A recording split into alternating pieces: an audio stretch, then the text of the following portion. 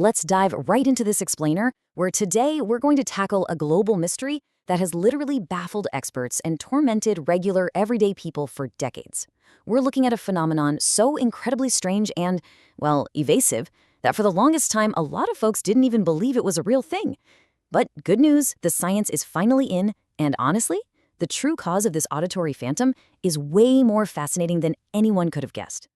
Right now, I actually want you to just pause for a second and listen really closely to your environment.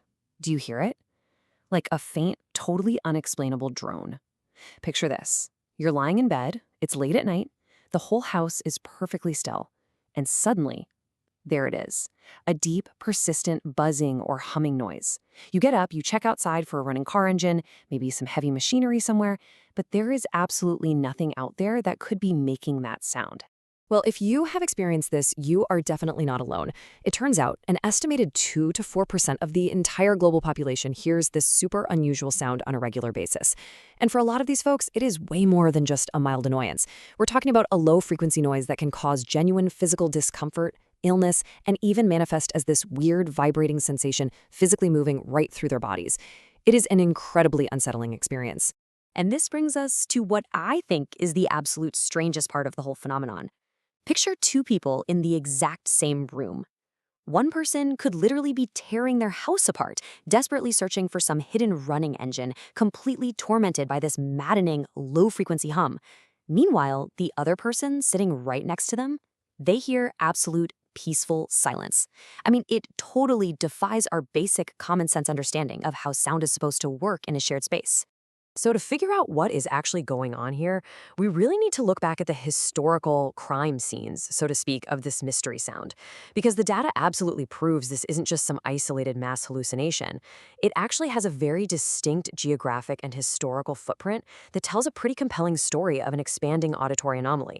The modern documented history of this really kicks off over in England, right around the mid-1970s. Tons of reports suddenly started flooding into the Bristol Evening Post from residents who were demanding to know what was causing this awful, persistent drone. At first, people blamed these huge industrial fans at a local warehouse. But when the warehouse closed down, the sound didn't stop. From there, the phenomenon sort of crept along the coastal UK communities. Then, by the 1990s, these famous clusters started popping up across the Atlantic in the US, specifically in places like Taos, New Mexico, and Kokomo, Indiana. Fast forward to 2012, and a Canadian teacher named Glenn Macpherson, who actually heard the hum himself until he moved away, was so desperate for answers that he built this whole interactive database just to map out these global occurrences. With the phenomenon officially on the books and mapped out, mostly in densely populated areas, by the way, investigators and the general public started lining up the usual suspects. I mean, they had to figure out what could possibly be causing this invisible wave of acoustic pollution that was literally driving people to the brink of madness. And let me tell you, the suspects range from the highly logical to the completely bizarre. On the more mundane side, you had human technologies that we already know generate low-frequency noise, things like ventilation systems, heat pumps, distant highway traffic, and windmills. On the natural side, scientists were looking at stuff like ocean waves crashing against the shore or just wind sweeping across the landscape. And then, of course, because human nature absolutely hates a vacuum of information, we saw this huge rise in hilarious fringe theories, people pointing the finger at secret CIA experiments. Or, yep, you guessed it, aliens trying to communicate with us. So, to finally separate the facts from the science fiction, the scientific community had to step in.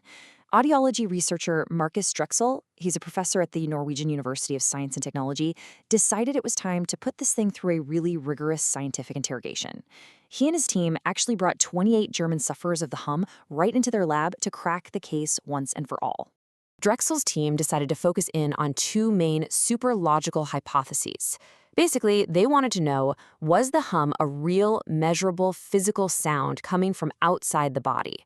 Or was the person's ear itself somehow mechanically generating the noise from the inside?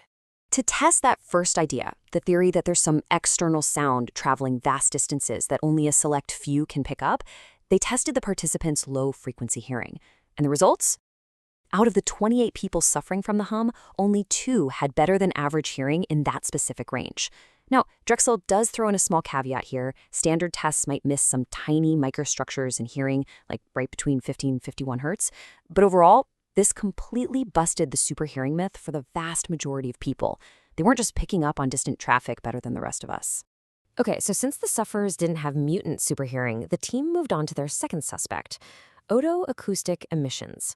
Now, what's incredibly fascinating about these is that they are literal, tiny noises that your ear physically produces all on its own. It's basically a physiological byproduct of your ear's natural sound amplification process.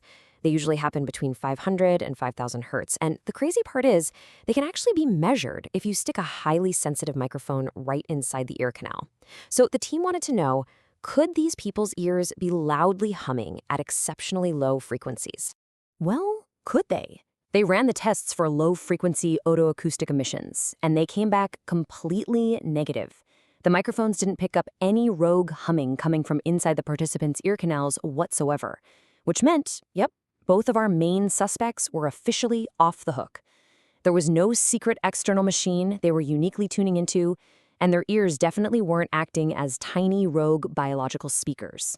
So with objective, measurable sounds, whether they were coming from the outside or physically vibrating on the inside, completely ruled out for almost everyone, Drexl's team finally unmasked the true culprit. The hum is actually a highly specific, totally subjective form of low-frequency tinnitus. Drexl points out that, sure, while you can't rule out physical external sounds in every single isolated case, for the vast majority of people, the sound is entirely generated within their own auditory processing system. And here's what makes this so incredibly tricky. People who experience tinnitus almost always project that sound out onto their environment at first. It feels completely external. It's usually only when they finally pack up, move to a completely new town, and realize, wait, the hum followed me here? That it finally clicks and they realize the sound is actually coming from within. Now, this explanation isn't just a neat little bow tying up a fun internet mystery. It actually highlights a massive, glaring blind spot in modern medicine. See, our scientific understanding of the human hearing system is almost completely based on how we capture and process higher frequencies. But when it comes to low-frequency sound, which is between 20 and 250 hertz, and infrasound, which is anything below 20 hertz, our sensory processing is still severely under-researched. And honestly, as background noise from modern technology just keeps increasing, understanding exactly how our brains handle these specific, deep wavelengths is more critical now than ever before. So the story of the global hum is ultimately a story about the deeply complex and sometimes incredibly flawed machinery of human perception. I mean, if our own minds can flawlessly project a maddening, vibrating hum into an absolutely silent room, tricking us so perfectly that we literally wander around our own houses looking for phantom engines, it leaves you with a pretty unsettling question. Just how reliable are our own senses, really? And what other invisible phenomena is your body completely misinterpreting right now?